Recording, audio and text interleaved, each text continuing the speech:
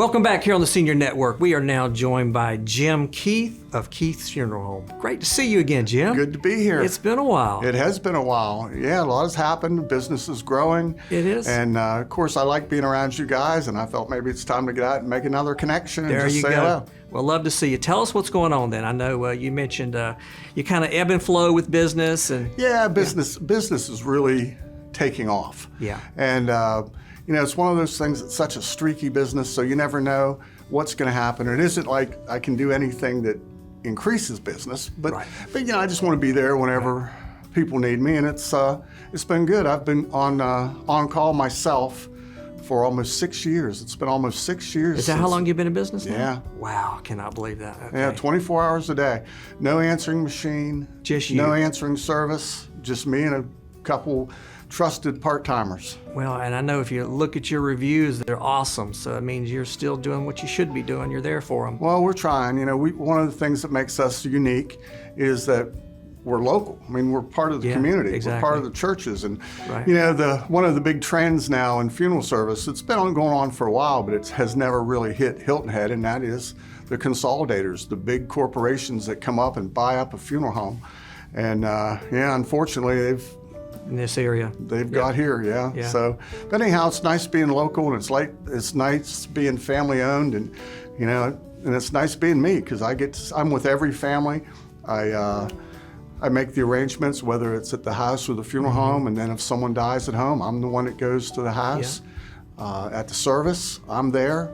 At the graveside, I'm there. Wow. So, and it gives some continuity, and I think that's one of the things that's helping me, is that you don't have a different person come to your house, a different person make funeral arrangements, a different person show up at church.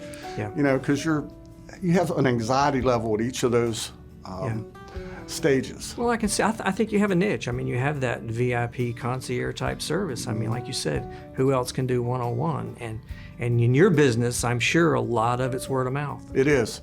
In fact, that's one of the reasons I got off the show in the first place. That's because of my business. Too busy. Well, yeah. And I'm thinking I want to say that, but I like getting out in the community and doing stuff. But Just remind people that you're here, right? that's exactly right. Yeah. Well, tell us a little bit. I mean, if folks are interested, I know we've talked over the years about this at pre-planning, and I think all of us can be very guilty about not doing that in a lot of areas in our life. But talk about how you can help in that pre-planning process. Been doing a lot of it, Yeah. a lot of it. So people can come in and they can choose to pay or not pay. Right. And I will tell them the pros and cons of both. So I'm not a commission guy that says, hey, I want you to pay, I want you to buy this. But there are advantages and disadvantages. The most important thing is coming in and getting your vital statistics on paper and your wishes on paper in a file, and then I have that. And it's kind of funny because one of the local funeral homes was sending out these surveys. And every time they'd send out a survey, my phone would ring and say, hey, I got this survey in the mail, and, I want to come make arrangements. So, I was helping you out. Yeah, so I gave anybody that has a survey that comes in and prepays and pre-plans. I give them a little discount because I didn't do the marketing to get them.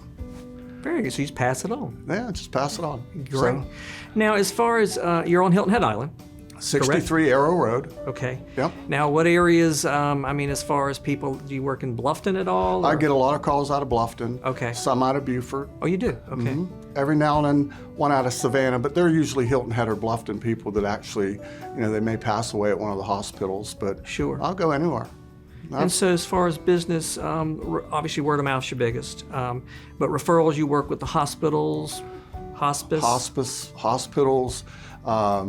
I have in the bulletin of both Catholic churches, because I'm Catholic. Okay. That's helped me a lot too. And then the Knights of Columbus and, some organizations that I just, and you know what? I don't know if you know Susie Oliver or not. She's a hospice nurse, great girl. Right. But we've been putting out flags for 5 years at 6 Oaks, 6 times a year, and then going and picking them up. A little thing for the veterans, because really like the veterans. Yeah.